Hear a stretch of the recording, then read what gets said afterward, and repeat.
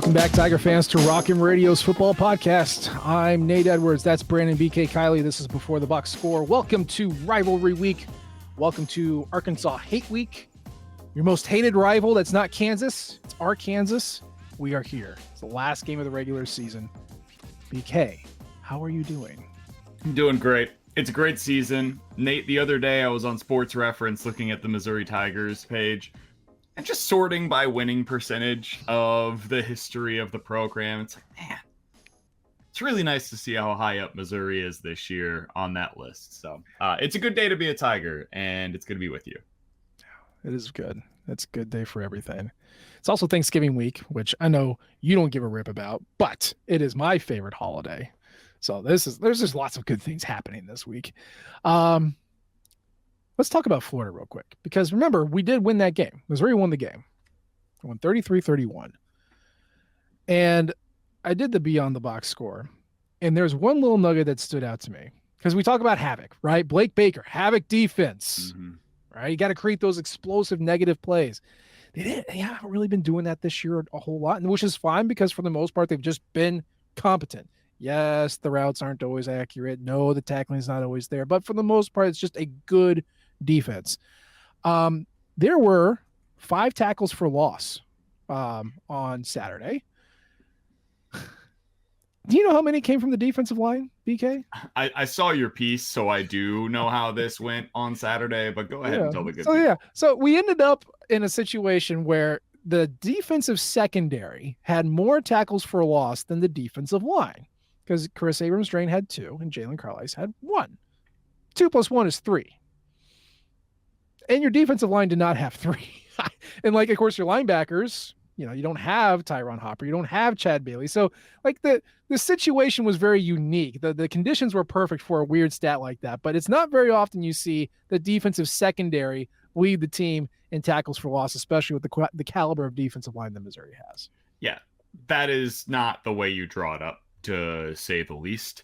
But that's kind of what I've been most impressed by with this team this year. And we talked about this after the game over the weekend, Nate. It's just they find new ways to win. It's not always going to look the same. There are some games where they win with havoc. There are some games where the offense just takes over with the passing game. There are other games where the offense takes over with the running game. There are games where the special teams pitch in with, a fake punt that ends up going for a touchdown.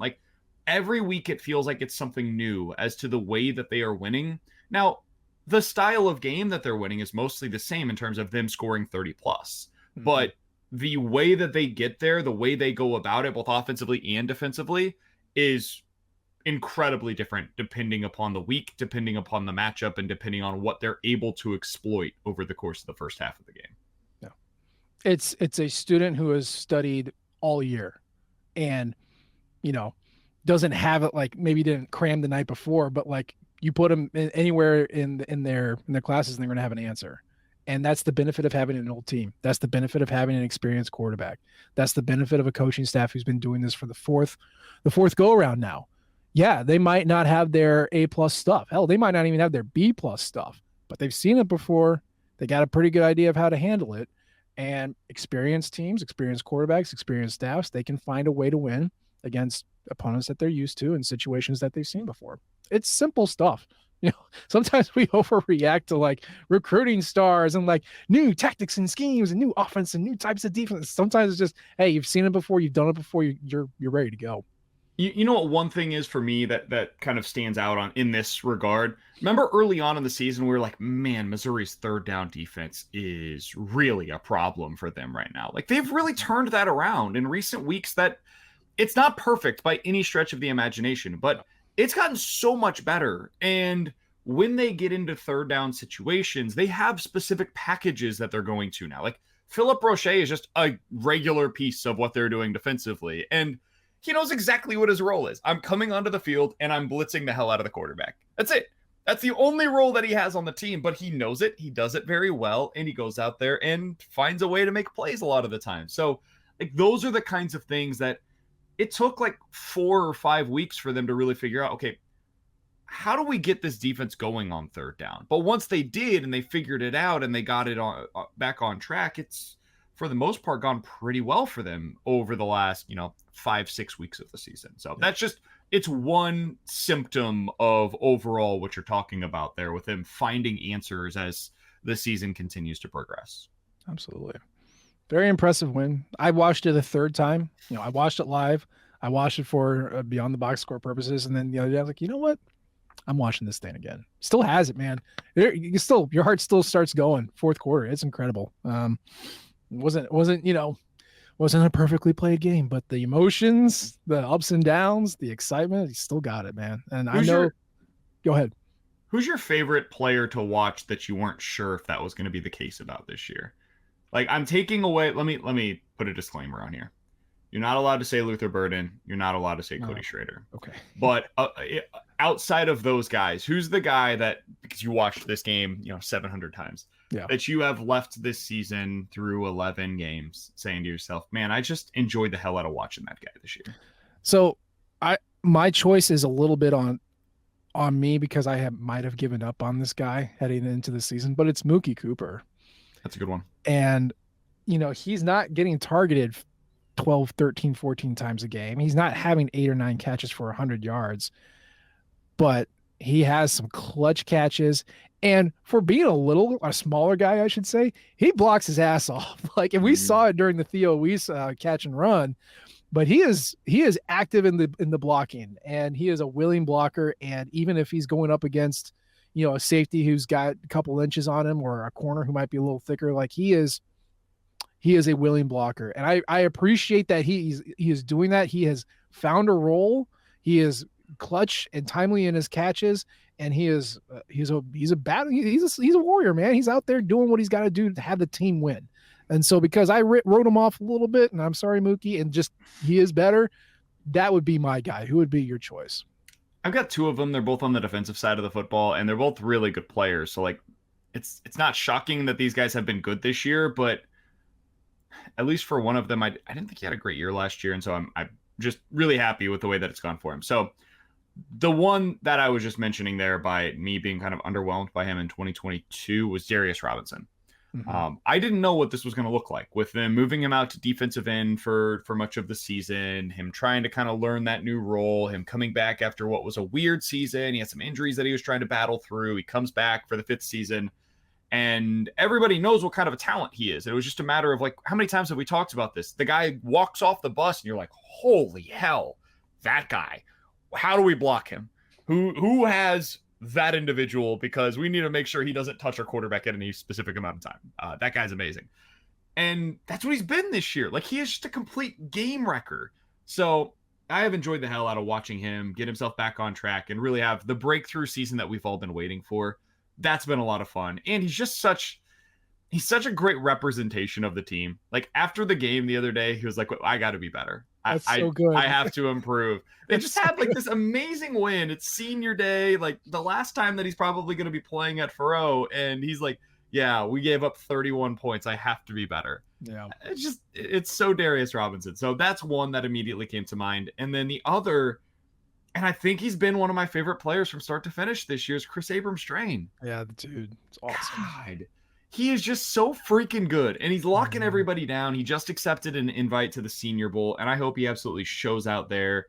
He's from that area in Mobile, and now he's going back there to be a part of the Senior Bowl. He's so incredibly deserving of it. This is a guy that came to Mizzou as a receiver. Yeah. And now on the defensive side of the ball is going to be considered one of the top corners in next year's draft. It's just, he's been amazing to watch this year. He's, I think, at or near the top of the conference in pass breakups on the season as well. He's amazing. The defense works because of what he is able to do as a legitimate number 1 cornerback for them. Chris Abrams-Drain is a Gary Pinkel type player, right? Gets pressed into corner because your entire secondary is out with COVID against Mississippi State. And he gets, a crash course against Mike Leach's receivers at the end of the year. And then they go, hey, this guy actually might have something here. Next play. This is great. And like they had, they didn't need him a receiver. They wanted him a corner. They kept him there. I remember when they said that, I was like, oh, okay. Interesting. Here he is, man. He's one of the best corners in the SEC. Made him into a legitimate NFL talent. It's awesome. Yeah. It's so cool. And along those lines, since we're talking about talents and standout players, Missouri is, they're in line to collect some hardware at the end of this year on an individual basis. And I'm not saying they're going to, okay? But your team, your Missouri Fighting Football Tigers, are getting recognized on the national scale to a level that we have never seen before in Columbia, Missouri. To wit, you have the Davey O'Brien Award, which is a quarterback award. So, of course, you know that one, that's going to Brady Cook. You have the Bolitnikoff Award, has Luther Burden as a finalist. You have the Doak Walker Award, which is a running back award. It's going to Cody Schrader with a finalist. You have Tyron Hopper as a Butkus finalist. You have the Benerick. You have Kevin Peoples for the Broyles Award. I mean, all of these awards, like, they start with a list of just every player in college football, and then they whittle it down as you go on. That's like 6 dudes from the same team that are all finalists. That's a big deal, BK. It's a huge deal.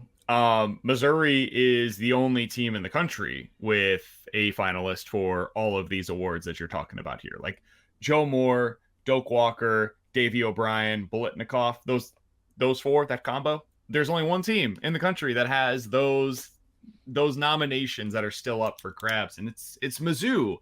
I think it speaks to the well-rounded nature of this team, and that's why everything that we've been talking about has been possible. Like, the reason why they can find so many different ways to win is because they have talent in so many different areas. Like, we were just talking before the show today, Nate, about LSU, who has the Heisman favorite right now with Jaden Daniels, and we were talking about how, man, they're 14th in the country right now because they've lost 3 games. They lost to Florida State, Ole Miss, and Alabama.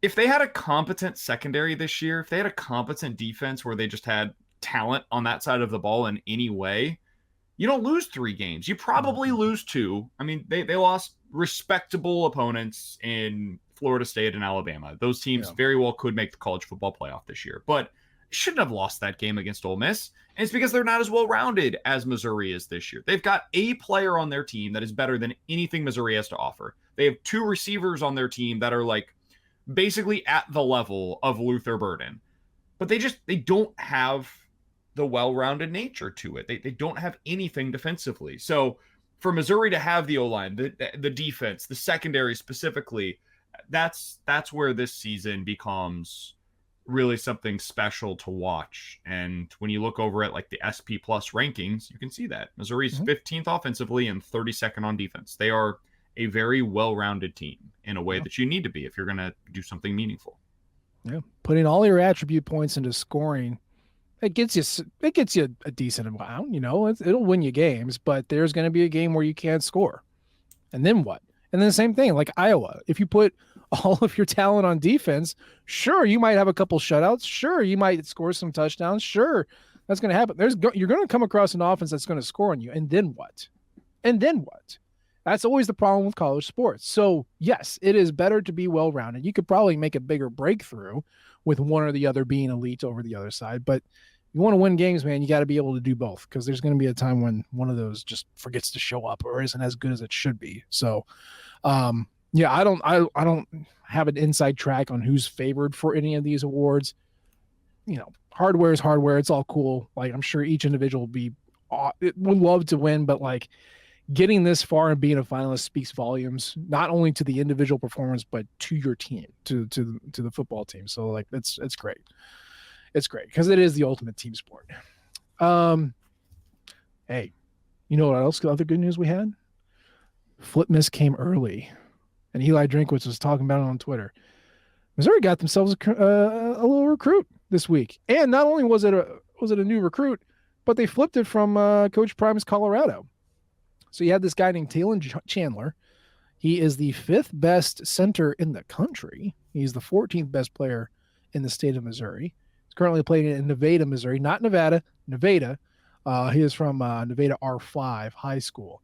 He had been committed to Colorado since like February of this year or something like that, and he got an offer from Mizzou. He made the visit and gave him the deuces and said, I'm staying home. I'm playing for the Tigers. So, BK, you looked at his film. What do you think? No. I mean, I don't know. Looks good. Yeah.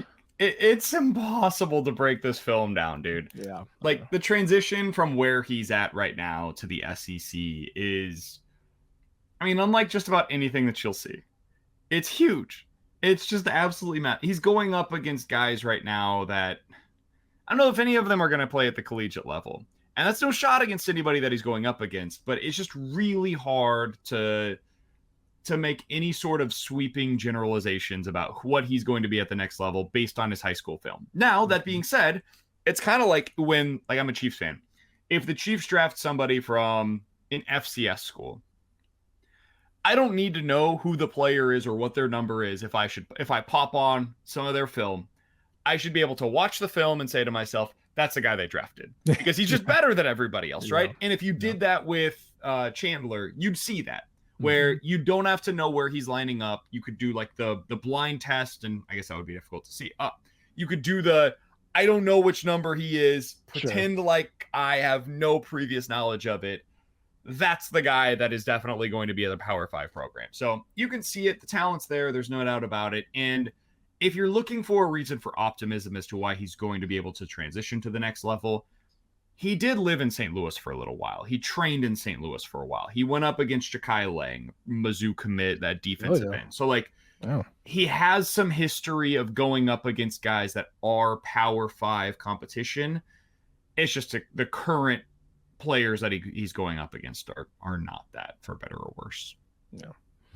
But he's a big-time recruit, man. Like, this is a guy that is considered to be a top 5 center in the country, even though right now he's playing guard for his high school team. Well,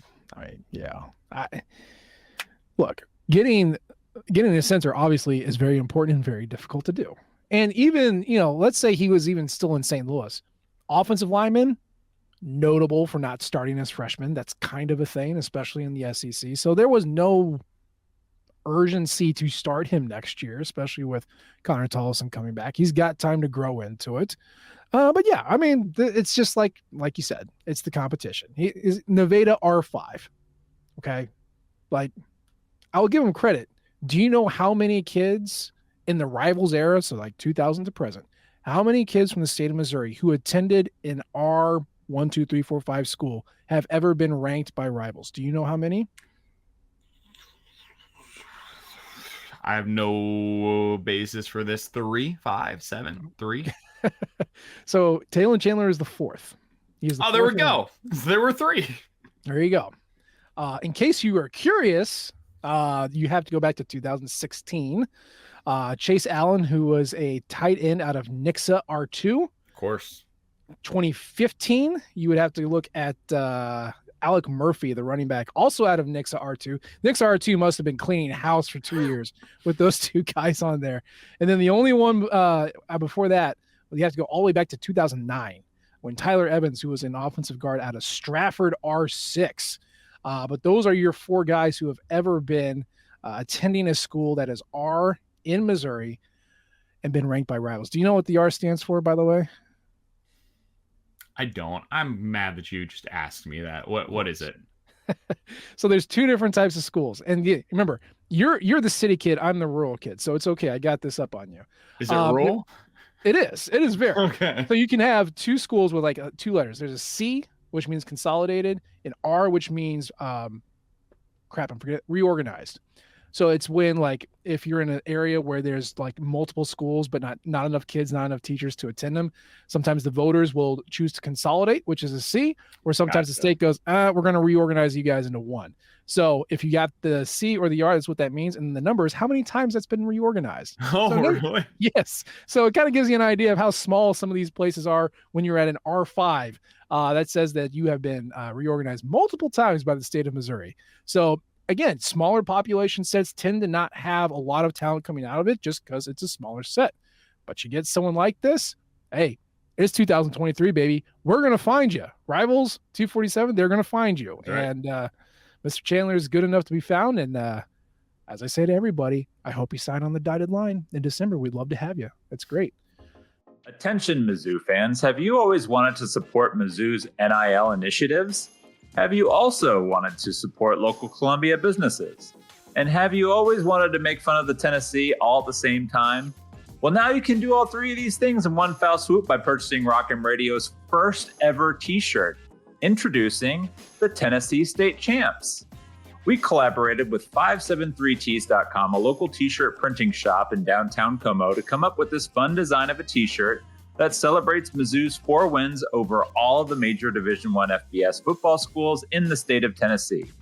As you remember, Mizzou beat Middle Tennessee, Memphis, Vanderbilt, and the University of Tennessee at Knoxville to complete this quadfecta of wins. And for just $25, this t-shirt can be yours. Each purchase of a t-shirt will directly benefit both 573 Tees and the wonderful owner, Mickey Merritt, as well as every true Tiger, the University of Missouri NIL Collective. So get yours today at 573tees.com/collections/rock-m. And now back to your regularly scheduled program. All right. So it's Arkansas Hate Week. We got a big old trophy to play for. And BK, I got a terrible little secret for you. Yep. Arkansas stinks. Yeah, I do. Real bad. There's a lot of things I can pick. I think the first thing I am going to point out is their record in one-score games. Do you either know or want to take a guess at what their record is? So first of all, I don't love this. Don't love you pointing that out first, because Missouri, whether you want to call it skill, fortune, luck, whatever it is, Missouri has done pretty well in one-score games this year. And that, based on the math nerds, they would typically tell you that is not a sustainable skill. That is something that year over year does not translate, week over week should not translate. Correct. Over time, if you play a bunch of one-score games, they should be roughly 50-50. So if you're about to tell me that they're like 1-7 in one-score games, I'm not going to be thrilled about that knowledge, because that suggests that they're due, and I don't need them to be due this week. They can wait until next year to be due. Well, I'm not going to tell you that they're 1-7 in one-score games. I'm going to tell you that they're 1-5. Okay. And I'm going to tell you the one just happened 2 weeks ago. So they have, dude, it came due. There we go. Yeah, get your one. We're now, good. Mizzou is 4-0 in one-score games this year. Just pointing that out. But also, Arkansas has not played well at any point. And I know I said that about Florida. And then what did they go and do but have maybe the best game of their lives on Saturday? I understand. That wasn't totally true of Florida. Florida had played well. It was just 10 weeks ago. They had played well when they had a noticeable athletic advantage over their opponent. Tennessee. Tennessee is what I'm talking about. And Tennessee. Okay, yeah. Yes. And I'm not saying you're wrong about like any of this. I'm just saying like that's the difference. Yeah. Florida had done it at least once where we saw them where it's like, oh, it kind of came together for them against Tennessee, who's like genuinely good. The only time it's come together for Arkansas this year was against LSU, really. And that game ended close, but with a loss. Yeah. Otherwise, so they had just been bad. They had 100% win expectancy against Western Carolina, because of course they did. 56-13. Yeah, it's an FCS opponent. Then they played Kent State, the worst team in college football this year. They blew them out 28-6. They had a 99% win expectancy. They also beat Florida International last week, or on Saturday, when Missouri was playing Florida. They beat them 44-20. Florida International is the 4th worst team in the country this year. So, here's your theme. Everything else, though, against BYU, lost by 7, 29%. Against LSU, lost by 3, 21%. A&M, lost by 12, 0. Ole Miss, lost by 7, 5. Alabama lost by 3, 1%. Mississippi State. How were these games? I don't understand. How were these games close? I don't know. I was looking through this. Like, you have a couple of turnovers in the red zone, or like they miss a field goal, or it's a turnover on downs. They are so bad, and yet KJ Jefferson keeps them in these games until the bitter freaking end, because he is just a baby rhinoceros that you cannot bring down. And it's just, I don't know how this is happening. They should be winning so many games, but they play like trash, and they make their opponent play like trash and just roll around in the muck, and they can never close it out. But they stink, and they're still in it every single time. It blows my mind. I get it now. They just play very few possessions. Their games end with not enough possessions for it to get away from them. That's what they try to do. They do the old, we're going to bleed the clock out. And hopefully with 8 possessions in this game, there's not enough time and possessions for you to be able to really run away with it. So if that's the way they're going to play it, cool. They're not very good. They're not very, they're really not particularly good at anything. They rank in the bottom 5 in the league in rushing yards allowed per carry, passing yards allowed per attempt, yards per play allowed, tackles for loss per game, third down conversion rate against SEC opponents. Really, the only thing they do well is they don't allow a ton of big plays through the air. Yeah. And they are pretty good at preventing touchdowns in the red zone. That's pretty much it. And on offense, they're just bad. They're not good. They don't really do anything. Well, they average fewer yards per play on the season than any team in the conference, including Vanderbilt. I still can't believe KJ Jefferson came back for this. I really can't. And I know part of the problem is injury. Like, you can't help that Rocket Sanders was going to get injured, 2 games into the season. You cannot anticipate both your starting and backup tight end getting injured halfway through the year. Like, I understand that part. But you hired Dan Enos, and you're like, yeah, I'm coming back for Dan Enos. Yeah. A guy who's like not job hopped because he's good, but job hopped because he has to, because he stinks. Like the one guy who goes to Nick Saban in the history of college football, that guy. All right. Then you lose every single wide receiver from last year. Remember the number like 4 and 5-star guys that they had catching passes last year? They're all in the NFL. Here's who they replaced them with. A Bowling Green transfer, which, Bowling Green is fine G5, but still G5. They brought up 2 FCS transfers and then a Division II wide receiver who was playing Division II ball last year. That's who they brought in to replace their NFL caliber receivers. And again, KJ Jefferson looked at that and said, yeah, let's do this, baby. Let's go. The coordinator hires have not worked out. Clearly, they fired Dan Enos a couple of weeks ago, and it's not gotten better. They don't have the personnel to replace what they lost, other than KJ Jefferson. And they play all these close games, because they can't do anything well. And here they are sitting at 4-7, trying to wreck Missouri's season. I don't think they're going to be able to, though, because if we've learned anything about Missouri this year, it's that they typically go in and take care of business when they need to. We were wondering, what's it going to look like against Memphis? And it was ugly at times, like weird field, weird situation, never go back to that stadium. But they took care of business against Middle Tennessee State. They didn't show anything. They played as vanilla a game plan as they possibly could. But guess what? Took care of business.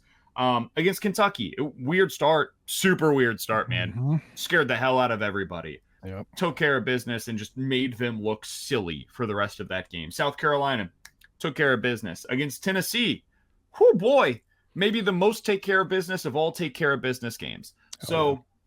This week, it is a slightly different test than all of those others other than Kentucky that I mentioned, in that it's on the road. And this is something that we just haven't seen a ton of in the second half of the year, is Missouri going on the road.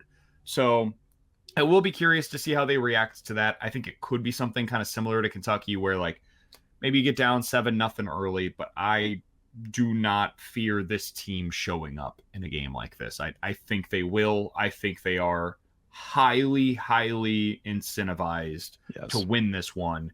And that is not something that is the case for Arkansas. They have nothing left to play for. They can't get to a bowl game. Their coach had the athletic director come out and say, hey, he's coming back. There's nothing left to play for there. And there's everything to play for at Mizzou. So these are typically games that you'll see Missouri go out there and find a way to win. And Missouri already had their scare. I think we said it in the last show, hey, thank God you got tested this week, or at the time this week, because you want Eli needs as much ammo as you can to say, hey, you can see now that you cannot just roll out here and think you can win. There's got to be some effort. There's got to be some focus. And we also know Eli Drinkwitz is really weirdly fixated on games where he can win a piece of a trophy. Yeah. He loves that stuff. He loves the shiny stuff. If you consider Arkansas and South Carolina as Missouri's rivals, which I think most of college football does, there are trophies associated with those.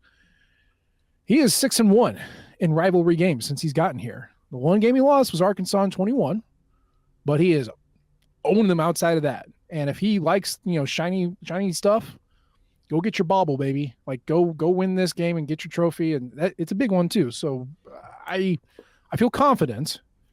Not saying Missouri can't lose. I'm just saying I feel confident that they're ready and they can do this. So how do you see this one going? Is there a score prediction or is there a game flow prediction for you? Yeah, I think it might be kind of like a sluggish, start to it. Yeah. I think Mizzou ends up pulling away late, though. Like, I think this is the type of game where they win like 34-20, something like that. And maybe it feels a little closer than that for most of it. But by the end, you're like, okay, they kind of had him and it was an arm's length distance the entire game. And then finally late, they were able to pull away. That's kind of the feel that I get for a game like this. It's Black Friday. It's on the road. So that's kind of where I'm at, is like a 34-20 type of a win for Mizzou. Where are you at on it? That's funny. I was like 34-21. That's kind of where I thought it was going to be. So we're basically the same. Which, they cover. Great teams cover. And it's weird. There's a lot of road favorites this week, and Missouri is definitely one of them. So and in the SEC ACC matchup that a lot of these rivalry games are, it's Florida State is favored, Clemson is favored. It's kind of a weird scenario, but I feel good. Again, not that they can't lose, just that they are going to be prepared and they can pull away, like you said. Out of curiosity, just because like now we are kind of looking towards the potential for bowl matchups. Sure. Is there anything that you want to see this weekend around college football as it pertains to what it means for Mizzou potentially in a New Year's Six bowl? Like, let's assume Mizzou wins. Yeah. 10 wins. You're ranked in the top 9-ish still, and you're going to get a New Year's Six bowl. What do you want to happen to help with a potential matchup? I'd like to see Ole Miss lose on Thursday. Number one. Okay. Just put that baby to bed. I don't want anything close. Like Mississippi State, go out there and surprise me. Win for your interim coach, all that jazz. Like, let's do it. So when that doesn't happen. Right. The thing that can't happen. I understand that. Again, you are going to have losses baked into this week, namely Michigan, Ohio State. Yep. Like, you can't get away from that. So there's going to be one. I don't think that the loser of that game is going to fall far enough for Mizzou to jump over them. So I don't really think that does anything. So it comes to clusters of losses. And so, you say, oh, well, I wish every team in front of Missouri would lose. Like, okay, yeah, that's. Oh, I'm thinking more for like what would make for a better game for Mizzou fans, right? So like, in terms of the matchup that they would get, I'm not even talking about the college football playoff. Like, that dream's dead. Not enough happened last week for that to even be possible. But like, if you're a Mizzou fan, are you rooting this weekend for one of Ohio, like between Ohio State and Michigan, which would you rather see lose to potentially play against Mizzou in one of those games? Or are you rooting for Florida State to lose? Are you rooting for the potential upset of Oregon State over Oregon? So that way you could potentially get that kind of a matchup. Like, what are you looking for? By the way, you laugh. Oregon State's good. Like, no, legitimately they are good. But also, Dan Lanning's got Oregon very mad and angry and focused. Nothing would be funnier, though, than Oregon State beating Oregon. Just stick it in their eye as they're on their way out, Man, that would put them into the Pac-12 championship game too, right? I believe it would if they did that. Yes, which is crazy. I just give me the outcomes that get Missouri to the Fiesta Bowl in Phoenix, and I still would love to play Washington. That would be so cool. I'm not sure if Missouri and Washington have ever played.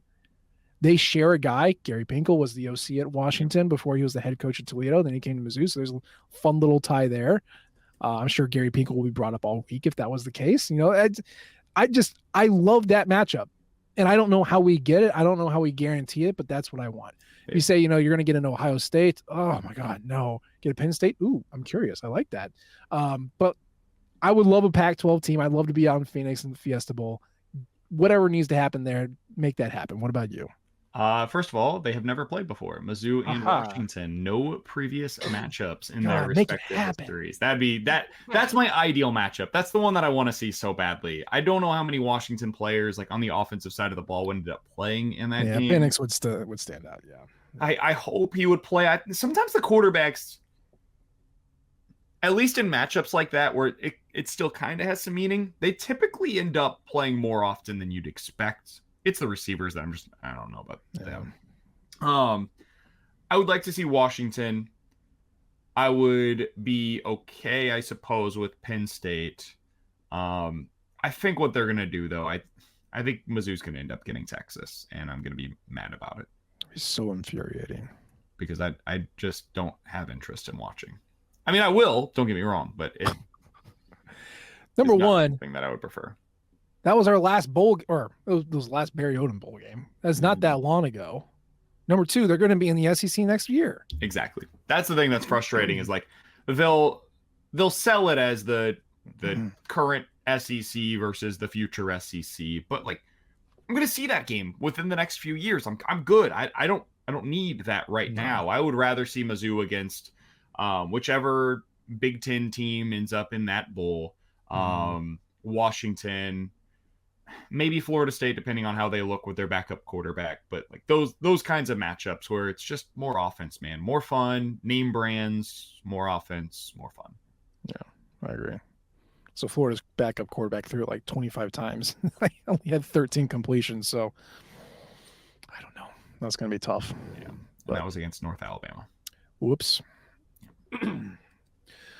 Well, I have no idea. We just saw that, excuse me, that the college football playoff kept Missouri at 9th, which is cool and good.